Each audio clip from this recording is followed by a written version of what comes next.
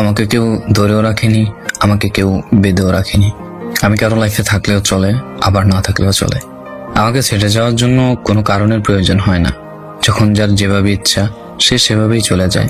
আমি কোনোভাবেই কাউকে আটকে রাখার চেষ্টা করি না, কারণ আমার সে অধিকার কারোর উপর হয়েই ওঠেনি। আমি কারো শখের মানুষ না।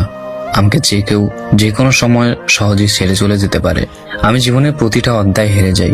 আমার কোনো বন্ধু নেই, কিন্তু আমার বন্ধুর কোনো অভাব নেই, কারণ আমি যাদের বন্ধু ভাবি তাদের অন্য বন্ধু থাকলেও আমি তাদের তালিকায় নেই। আমি কারো ব্যক্তিগত ফটোগ্রাফার হইনি। এই যে ফেসবুক আমাকে সারাক্ষণ অনলাইনে দেখেন, এটা কোনো নির্দিষ্ট মানুষের জন্য না। আমি কোনো কারণ ছাড়াই অনলাইনে থাকি। আমি কোনো কারণ ছাড়াই রাত জাগি, ফেসবুকে আসি, রিলস ভিডিও দেখি, কেউ মেসেজ দিলে তাকে রিপ্লাই দিই, ব্যাস এতটুকুই।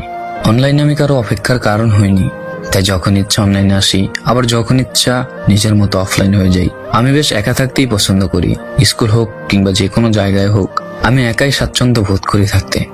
এটাকে ইগো মনে করাটা নিতান্তই ভিত্তিহীন। আমার সাথে তুমি ফ্রেন্ডশিপ করতে পারবে, কিন্তু আমি তোমাকে কখনো ইমপ্রেস করার জন্য টাকা পয়সা দিয়ে তোমাকে কিছুই দেখাতে পারবো না।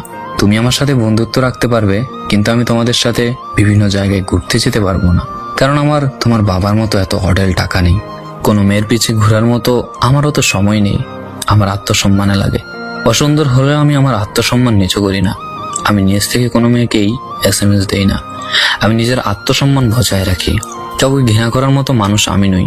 হয় প্রচন্ডভাবে ভালোবাসবো, নয় একদম চুপ হয়ে দূরে সরে যাব। অন্যদের বন্ধুত্বের রাগারাগি ঝগড়া সবই হয়, আবার তারা একে অপরের সাথে খুব সুন্দরভাবে মিশে যায়। কিন্তু আমি ভাগ্য করে এখনো অমন কোনো বন্ধু পাইনি।